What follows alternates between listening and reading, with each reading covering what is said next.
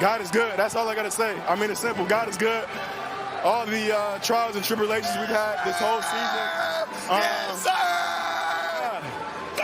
From last week to this week to just all the noise around. Like I said earlier in the week, I found my peace in him. So I'm going to keep it short and simple with you guys. Yo, what's going on? It's Keith from Black Quarterback Series. And today we got Jets, Cincinnati, Houston, and 49ers. Those are going to be the two first games that we talk about. But before we get into those, I want to talk about the gambling thing, the mafiotic crazy stuff that's happening. If you don't care about that, I'm going to leave the timestamp at the bottom so you can go ahead and get to the games. But all that to say, the long and short of it, I don't know why I keep wanting to say agent. Legend of Winning did a really good video about it. And so I'll put his face up here somewhere. He did a video about the whole thing if you're interested in it. Went into way more detail than I could possibly go into. But I want to say that people are probably going to be like, oh my God, rigged games and this and gambling and blah, blah, blah. Let's just say for the sake of argument, all this sugar on the iced tea is fake, right? And they're just rigging it and blah, blah, blah. One, I watch wrestling. So as long as it look real, I'm going to rock with it, right? I too much don't care about the whole, it's rigged. They've been saying it's rigged for 50 years. And we still watch it. So, like, you've probably been seeing it all week. People like, oh my God, it's rigged, da da da. They're still going to watch the games. They're still going to bet on them. So, to be for real, I don't think none of that matters. For the people that getting advertisements from DraftKings and all these other gambling sites, if they put that much money in your face, wouldn't you take it? And all you have to do is say, hey, blah, blah, blah, here, da, da, da, da. It's not your fault that some people are using it for evil. Like Jason Tenf, who does basketball. I watch a lot of basketball content. He made a really good point about this. He was like, they show you alcohol ads all the time, and we know what happens with alcohol. So why are we doing it any differently from with gambling? Do I think gambling should be legal? No, I don't think gambling should be legal. But let these creators run the bags up. If they want to run these bags up, let them do it. Everybody got a family to take care of. Everybody has to make that decision if it's worth it, if it's not. I know some creators, I watch some creators that are like, it's not worth it. I also watch some creators that use it like it's nothing. So it just depends on the type of person you are. Me personally, I don't know what I would tell you if I had got a DraftKings ad or something like that. The amount of money they throwing in these people's face, it's life changing. So that's really all I wanted to say about it. I wanted to say something about it because I feel like if I'm in the sports space, we all kind of have an opinion on it. So the long and short of it is, self-control is the best control. No matter what everybody else saying, self-control is the best control. So let's get into these games. So Jets and Cincinnati. 38-39. Now, I wanted to come on here and be like, this going back and forth. It was a light show, da-da-da. No, it wasn't really like that. So, it essentially was not a close game until it was a close game. So, as I look for, it was 17-3 with 5 minutes to go in the second quarter. Then it was 38-24 in the fourth quarter with 10 minutes to go. And they end up winning this game. So let's talk about how they won this game. So Breece Hall, I also wanted to come in this and be like, Justin Fields lit it up. No, Justin Fields didn't light it up. Fields was 21 for 32, 244 yards and a touchdown. Breece Hall was the one who actually lit it up. 18 carries, 133 yards, and 2 touchdowns. I'm telling you, Breece Hall was an absolute monster. Like, we don't give running backs enough credit, especially with Jonathan Taylor doing what he doing and Saquon doing what he did last year. We're having a running back revolution. These guys are putting some absolute crazy performances, and we need to start giving these guys more than just the offensive player of the year. You know what I mean? Like, Jonathan Taylor is the offense. I know Danny Dimes is playing well, but Jonathan Taylor is that offense. So There was some magic from Justin Fields, though. There was definitely some magic. The 2-point conversion throw, that beautiful throw down the side. Well, it wasn't down the sideline, it was a post. But the beautiful throw to score the first touchdown, some big third down runs. Like, Justin Fields was Justin Fields. But, like, I wouldn't sit here and be like, oh my God, he had one of those get back games. He had a get back game against Woody Johnson, who essentially said he was trash. But that was pretty much it. The Jets honestly should have blown them out though. The Jets was in the red zone 3 times and they kicked field goals. They get 21 points on that. This game is not even close. And we're looking at this game completely different for everybody. Jets defense. The Jets defense had to be absolutely brilliant in the second half in order to get this win, because a lot of things gotta go your way in order to come back from a deficit like this. They're down 15 in the fourth, so a lot of things have to go your way. If you see me looking, I'm watching the Washington Kansas City game as Travis Kelce rumbles and stumbles down the sideline. So yeah, the Jets defense had to play almost perfect, and they did. They turned the faucet off to Cincinnati. I'm talking about nothing. You get nothing. I think they only gave up 10 points in the second half, and the Jets, I think, ended up scoring 20 in the second. So, like, on the fourth quarter, they scored 20 in the fourth quarter. So, they did what they're supposed to do, and I was thoroughly impressed by that Jets team. Offensive line was bullying Cincinnati. To run that much, you have to, like, get some feedback. So, they was firing off the line, bullying Cincinnati. I don't think Cincinnati got any sacks. I got to look at the thing, but if I remember, they didn't get any sacks. It was a long day for that Cincinnati defensive line. Just overall, great game, and like I don't too much talk about it on the channel because it never comes up. But being able to rely on a higher power, because Justin Fields talked about believing in Jesus Christ and how he had dark days and blah blah blah blah blah. That's the type of stuff that make you believe in somebody. That he was that vulnerable, and he was like, "Yeah, I went through it, but I prayed." Blah blah blah. I'm sure y'all saw it at the beginning where I cut it up and put it at the beginning of the interview he did right after the game.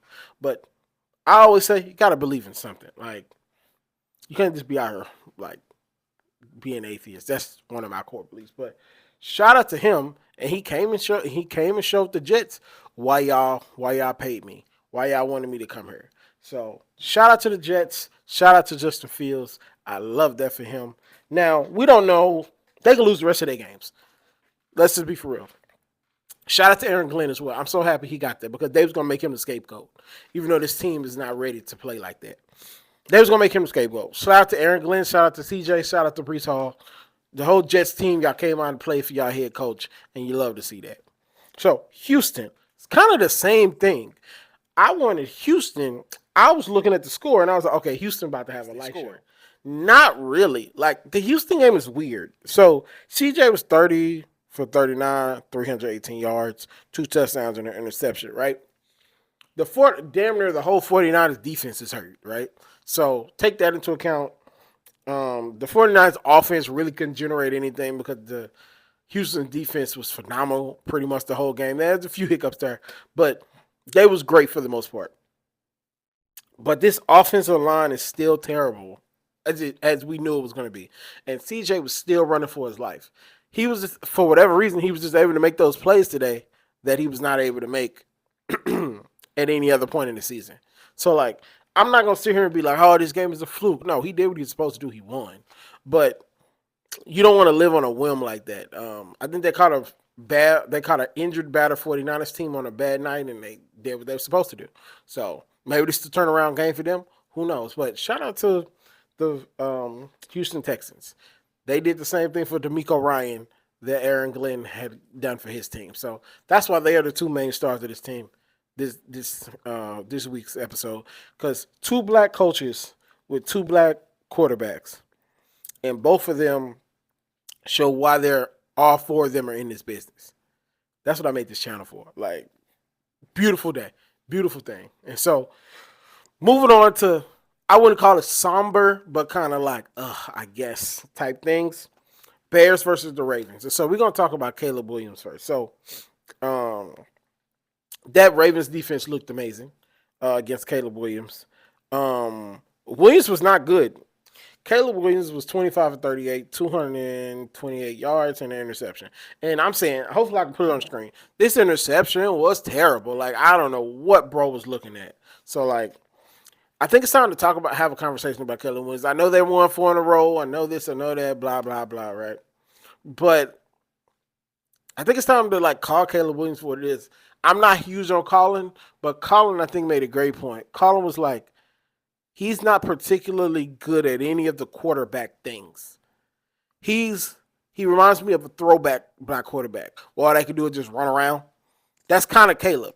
You just run around and hopefully something good happens. Like it's frustrating to watch Caleb.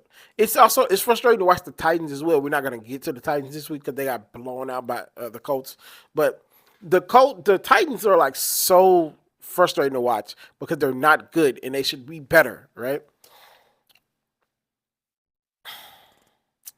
The Bears are kind of in that same vein to where this is we're in year 2, I think, year 2 or year 3 of Caleb Williams, and I've seen no growth. There's no growth. The stuff he was doing his rookie year, he's still doing. Running around, looking for stuff, just throwing something anywhere, trying to make a play. Like, now, do I think Caleb Williams can have a Sam Darnold type of resurgence somewhere else? I do agree. I think he's going to have that. He's going to get with a coordinator that's like, hey, stop. But you thought Ben Johnson was going to do that. So, I don't know. I'm not sold on Caleb. I'm just not. That's why I haven't covered him like that. Because his games are frustrating to watch. Like, it's just very erratic and like, it's frustrating to watch. It's frustrating to watch. I'm selling all my stock on Caleb. I didn't have much to begin with to start with Caleb, but I don't think Caleb's going to be a bust, but he's going to be very disappointing. We're coming to the point where Caleb might be who he is because he hasn't shown any growth, in my opinion. He hasn't shown no growth, in my opinion. But moving to the other side of the ball, let's talk about great value Lamar. Tyler Huntley was 17 for 22, 186 yards and a touchdown. So if you wasn't looking at the game and you just like casually looked over, you'd have thought that was Lamar Jackson out there. Talking to my mom, she's a Baltimore fan as well. And I told her, this is great value Lamar Jackson. Everybody knows the Walmart brand, great value. It's never as good as the Captain Crunch, but if you only got $4 and you want that big bag, it'll work until you get paid the next day. So, like, this worked up until Lamar comes back. This type of play is not sustainable unless the defense is going to play like that. Roquan Smith came back, so it kind of stabilized the defense. But this type of play is not going to work against a good team because I don't think Chicago is as good as we think they are. The bad part about it is they won, which means and Tyler Huntley went up there talking about how John Harbaugh is the best coach he ever played for. So like, the get Harbaugh fired crew, we're kind of like losing steam because I think Lamar's going to come back and they're going to go on a run and then unfortunately lose early in the playoffs again. And I don't want that on Lamar's resume. So I just need the Ravens to make a decision. Either we're going to go with what Lamar won or we're going to go with Harbaugh. And I think they're going to pick Harbaugh. So I don't know. A win is a win, though. I'm not mad at the win, but I'm kind of frustrated because it just delays the inevitable. And as far as like Lamar supposed to be at practice, but then he ain't at practice. He was ruled to play, and then he wasn't ruled to play. Like it's a lot of weirdness going on in Baltimore right now. I just don't understand. I just don't understand. So I'm not mad that they won, but I'm not too happy that they won. So Philadelphia and the Giants. Did not watch. I'm not gonna say I didn't watch a second, but I did not watch the whole game. It looked like Philly took care of business, and I'm only bringing this game up to say prayers to Scatterboo, running around like a chicken with his head cut off. He was just great. He was great. If you watch Jackson Dart and Scatterboo any point these last few weeks, it's been prime cinema. But to see his ankle go back like that, like what's that guy's name? Dak Prescott did. It was terrible. Speedy recovery. Pray for you. I think we got one more team. Speaking of Dak, Dak came back to earth. Did not watch this game. I was going to watch it, but it got out of hand, and I was like, it ain't no point. They came back to earth. That MVP Dak thing is kind of wraps now. I think they're 3-4-1 now, so they're in a bad situation, especially with the Eagles kind of separating themselves now, and Washington is in a dogfight with Kansas City right now. So if I posted anything about this Kansas City game, check my community tab. I don't think I'm doing a video about it. Check my community tab. So that's really all I got for you guys. It was a slow week, a lot of blowouts. Yeah, so that's pretty much all I got for you guys. I will see you guys Thursday. This Thursday. Lamar's supposed to be back this Thursday. We're covering the Ravens game either way. I'll see you guys Thursday. Peace.